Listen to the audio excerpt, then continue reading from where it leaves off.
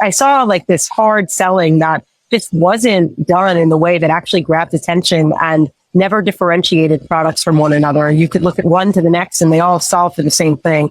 So when thinking about how to build that brand, the thought process was, what is going to make us stand out and unique in the second most crowded market next to CRM? How do we align our tonality and our personality with all of these different channels? So between all of these different assets, it's like, what is the throughput and the thread that connects all of them together? And it was humor. Mirrored more of an SNL skit than it did a traditional advertisement. So it was this like comedic take on it. It's really hard to, even if you hate polarizing ads, like competitive ads like that, it's hard to hate this because it's just so funny and well done.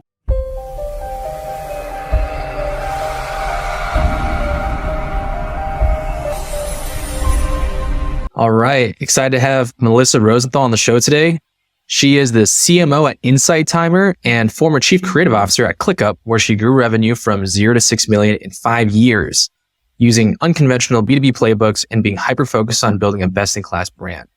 Before that, she was CRO at Cheddar, as well as Global VP of Creative at Buzzfeed. Just a couple of awards so that our listeners are aware. Melissa was and is a Forbes 30 Under 30, as well as Business Insider's 30 Most Creative People Under 30. And today we're going to dive tactically into some of the plays she used to grow ClickUp. Melissa, thank you. Thanks for having me. Excited to be here. Awesome. Why don't we dive real quickly into your background so that people have an idea of what you've done? Yeah, absolutely. So my background, I started very early, Buzzfeed. I was actually an intern there before I started working full time there. And I feel like that really kind of laid the path for my entire career in marketing and everything I've done since. And a couple of reasons. One, Buzzfeed, when I joined, was an idea at the time. It didn't really exist in its current form. The idea was, is there a way that we can think about the web as a social place and create the all-encompassing social web where people connect and share things and create virality through commonalities? And the core pillars of what I learned there were really, how do you connect people through emotion and through humor, through shared belief, through shared commonalities? And is there a way to create content that you can predict to go viral? So that, using that as like the framework for everything that I've done since, I've always applied those ways of thinking to everything I've created. All of the marketing that, me and my teams have won is always that, like, how do we form that sense of connection when, I really do owe that to Buzzfeed. After Buzzfeed, I helped found a company called Cheddar, which is a live media news company. And I started that with our old Buzzfeed president, John. And then after that, I went into the world of B2B SaaS at ClickUp. And now I am at Insight Timer, back on the B2C side of things. It's an amazing story. I'm always fascinated by people who have a B2C background and then translate that into B2B practices. Something we'll dive into more ClickUp, I'm sure. So coming right into it, ClickUp, how did it start when you first joined? And then what was the story of growing it to 6 million? Yeah, ClickUp. So after Cheddar, we sold Cheddar, and I was kind of really just looking to figure out what my next move was. Where do I see myself after selling the company? And I had fallen out of love with media. I had fallen out of love with sort of the opportunities that were left in media. I felt like, if we'd kind of just run the well dry with kind of what was left there. But I was always fascinated by tech. And I also saw this really awesome opportunity to be able to bring a challenger brand, a differentiated model and way of thinking to the B2B landscape. Now, like the fact that I wanted to do that and then was able to actually find a company that believed that too and was able to I was able to do that there. I think those are two really unique things. But yeah, I saw, when I looked around in B2B, I just saw this very hyper masculine visual design, identity. I saw no humor. I saw screaming value props. I saw like this hard selling that just wasn't done in the way that actually grabbed attention and never differentiated products from one another. You could look at one to the next and they all solve for the same thing. So when thinking about how to build that brand, the thought process was, what is going to make us stand out and unique in the second most crowded market next to CRM? And how do we be bold and vibrant? And luckily, and part of the reason I joined was our CEO said he is bold, he is vibrant, he's everything that the brand is extrapolated into in market, is really core to him. So I think when you're starting with a founder who really embodies the brand that you're looking to build, it makes it much easier and kind of push and pull against someone that didn't believe in brand or didn't believe in the vibrancy and the boldness and differentiation that needed to happen in market, especially if you're a company that's looking to eventually IPO. You have to, and you're going up against, $10 to $50 billion market cap companies. You have to be bold or you won't survive. Yeah, that's what one of my mentors also said is like, you got to break some glass when you're small. You try to enter with all these incumbents. You got to be a little bit different, do some crazy stuff, because otherwise the default is you die. So that's awesome that you did that. So you joined the company. The founder was on your side. Yeah, I mean, he believed in brand from day one. He wanted a legacy brand and to build a legacy brand and market. And, we were building best-in-class software, and to have a best-in-class brand to complement that and to be able to tell our story, was an important piece of it. So I made some hires. I inherited a really great team too. A couple of people that kind of had the same vision, same mission, same hunger on the brand side, and they were fantastic. And the company had already started to spin up a really strong SEO strategy, a really strong CRO strategy. So a lot of the kind of like the groundwork is being laid to build this really, really incredible brand. So then the differentiation part was definitely a couple of hires that I made from my Buzzfeed days. I believe that in order to do what we wanted to do in market, we needed to hire a fully in-house creative agency and really build that from the ground up too. I didn't believe that we could use any agency that would be able to translate our vision into actual reality and do it in an efficient way and allow us to scale it.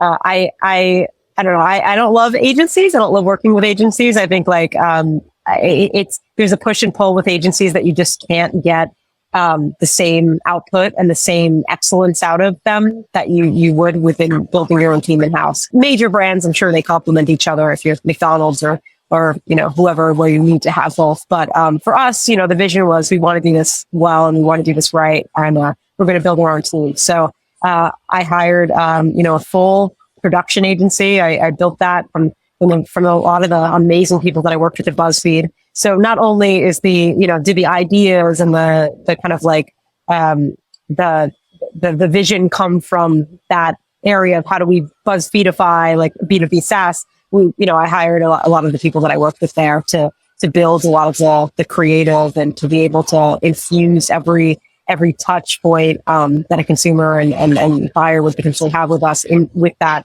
personality and the tonality that was different than everything else. And that really did start with hiring, a team of people that were, social first, that were brand first, that were built within that ecosystem that they could then apply it to B2B. That's incredible. Honestly, it's very cutting edge because today building brands and being differentiated and being fun and B2B SaaS is starting to become people are starting to catch up on that. But to do this 5 years back, like very forward looking. Yeah. So, I mean, and I owe a lot to, I should say I owe a lot to, Zeb and his vision also for being able to let me hire that team. That was going out on a limb as well, saying that I need a couple $1 million to build and scale an agency internally to be able to do everything that we want to do in marketing, and be able to see that when, we were a Series A company. It's kind of remarkable on his end as well. So, it's the right place, right time, right group of people that have the vision that are able to do that and act on it together. That's crazy. Couple million at the Series A mark dedicated. It is crazy. That's insane. Investment. I know. I asked for a lot, but that's what you need to deliver. Yeah. Wow. We might be able to get into a little bit of that, like how you could convince management to let you do these longer term plays. But proof is in the pudding. So how did you execute the play? Now that you had the team, what did they do every day? What was the strategy? The creative team specifically.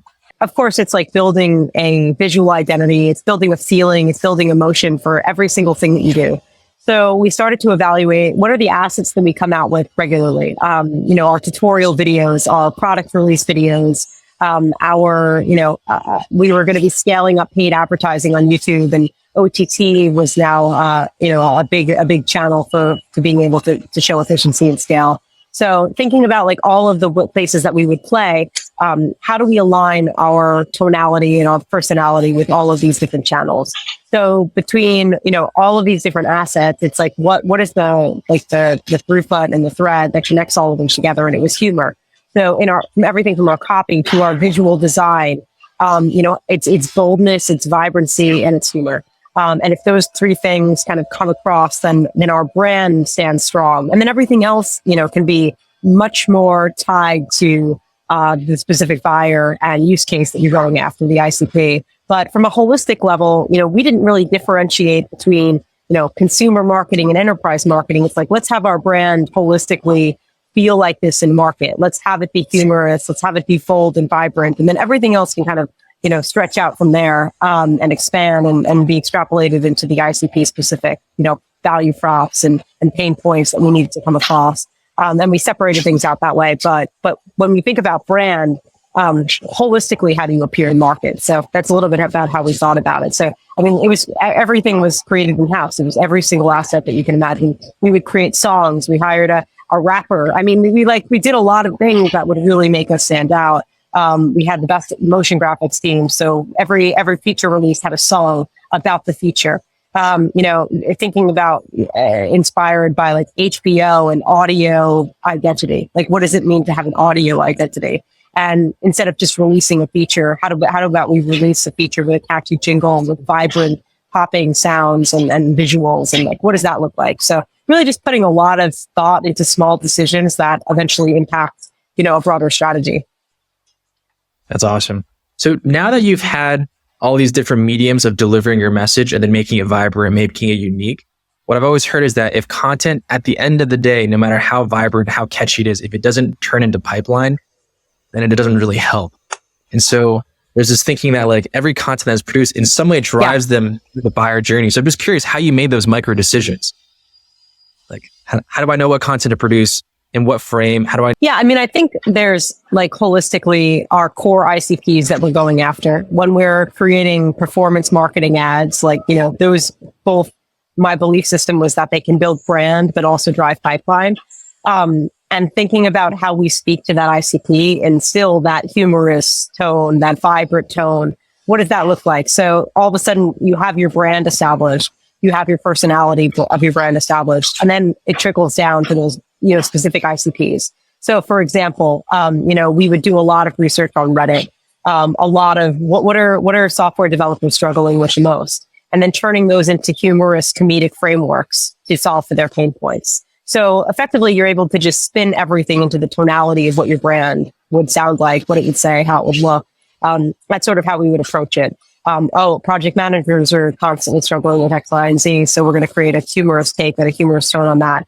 So that we know that we're reaching the right people, we're reaching them with the right pain points, but we're also doing it in a way that's really going to stand out against the competition. So that's how we thought about it. And then there's obviously holistic brand awareness in which you aren't matching it back to a specific ICP. So our billboards, 2 messages, every city that had knowledge workers that we knew that could potentially be using ClickUp and talking about it. And I did a lot of hand picking of billboards. So even that strategy was very, very hands-on. I would physically pick out units and understand where they were in location to our competitors' headquarters or specific highways in which people would commute back and forth to work.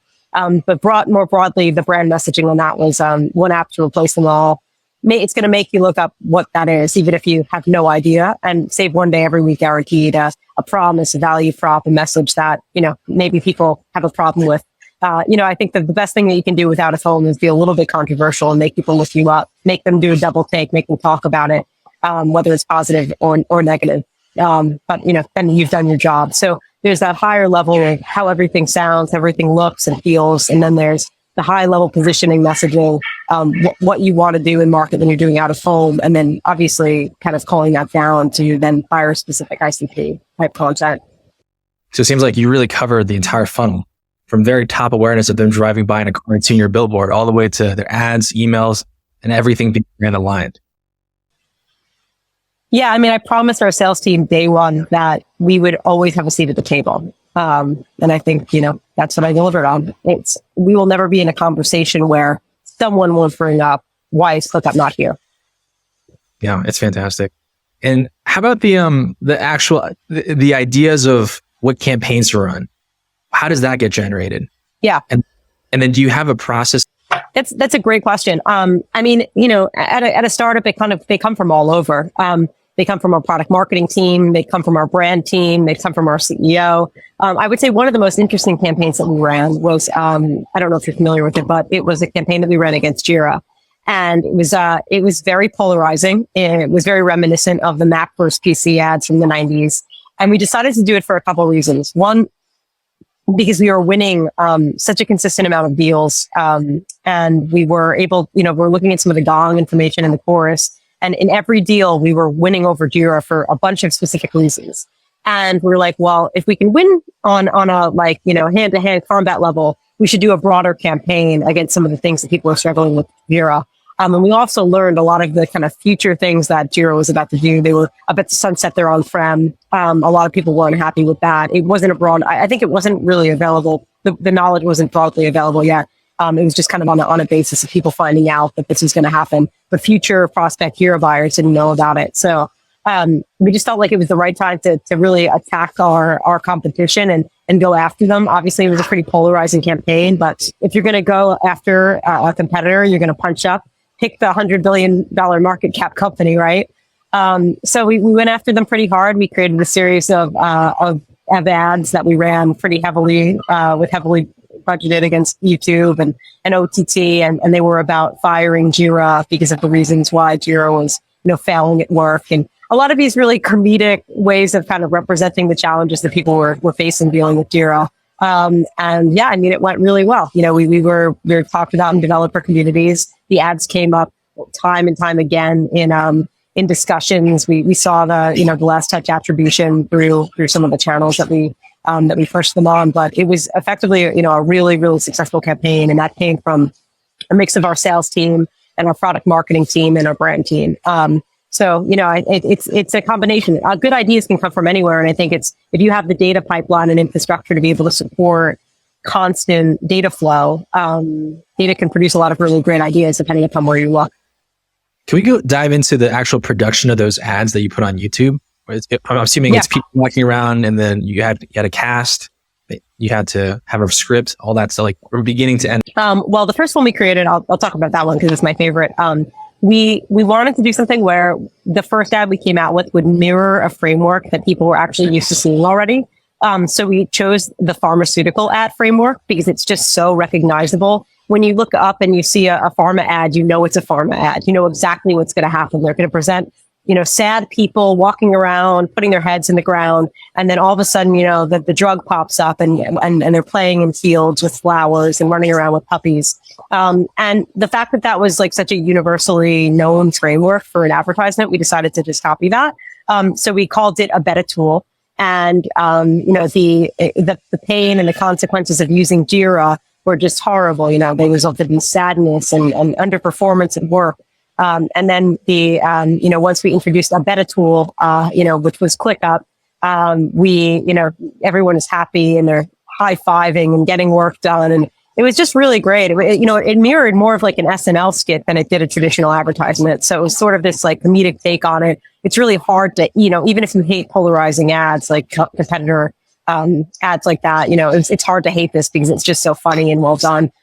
So we wanted something that was easily kind of approachable. To film it, we used our entire team internally. I think the ad cost us $2,000 to make, which is incredible, like a $2,000 ad.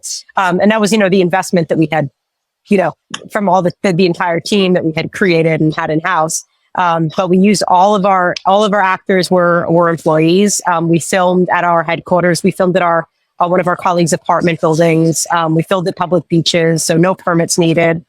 San Diego, you really wanted a permit to film. It really didn't cost us much money at all. And it was one of the most effective ads we ever created.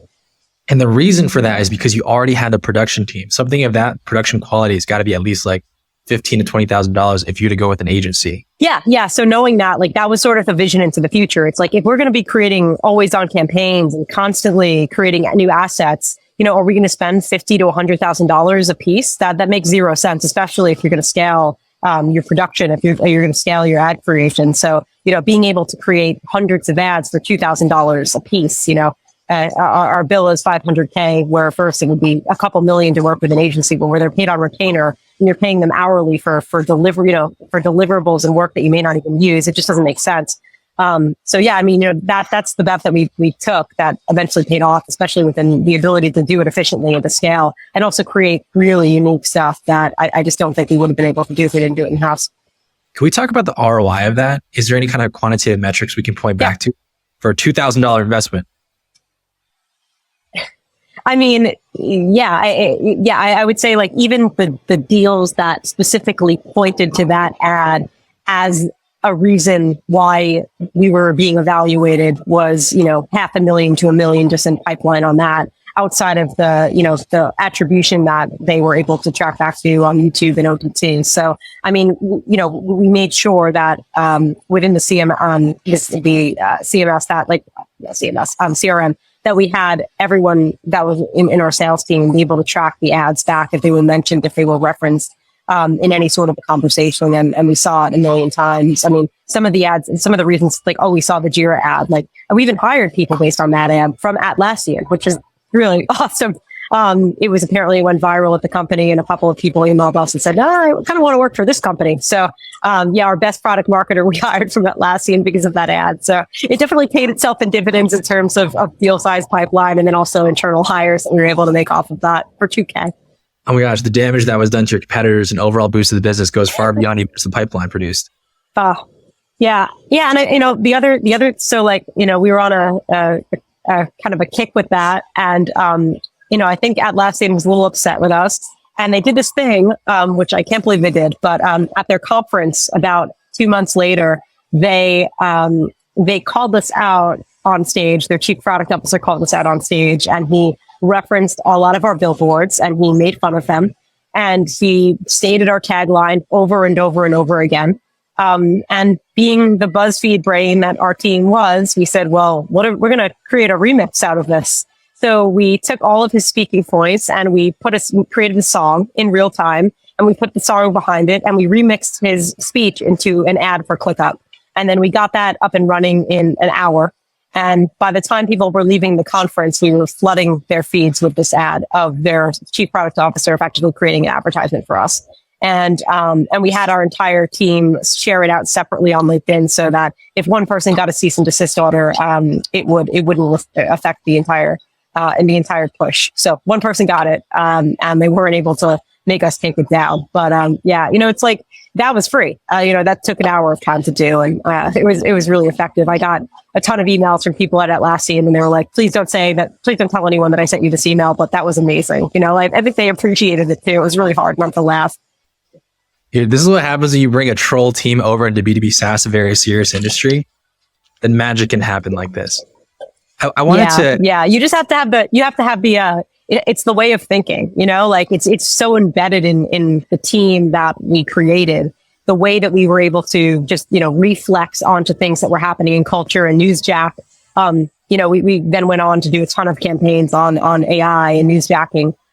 But that's the mentality. And I think you can't buy that way of thinking, you have to build it. I want to dive into that question next. There's this new app. I think it basically creates music for you, and then you give it like a prompt and it'll create a song. So that tactic can actually be used by a lot of people very readily these days. Fascinating. We were thinking about this as well.